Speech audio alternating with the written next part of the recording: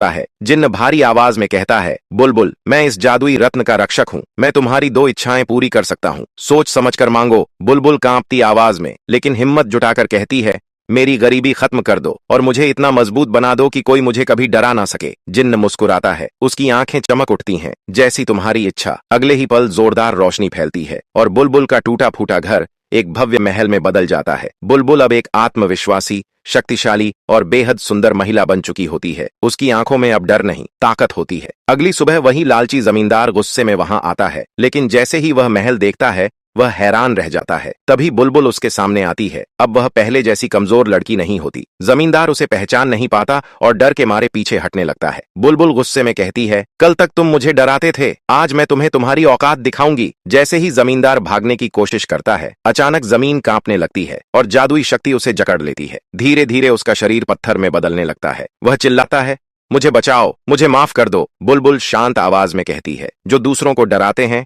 उनका यही अंजाम होता है। कुछ ही पलों में जमींदार पूरी तरह पत्थर की मूर्ति बन जाता है। इसके बाद बुलबुल उस जादुई शक्ति का इस्तेमाल अपने लिए नहीं बल्कि गरीबों की मदद करने के लिए करती है। गांव के लोग खुशहाल हो जाते हैं और बुलबुल सबकी मदद करके एक नई जिंदगी जीने लगती है। लेकिन अफसोस, इतनी शानदार और जादुई कहानी देखने के बाद भी किसी ने बुलबुल के लिए लाइक और सब्सक्राइब नहीं किया।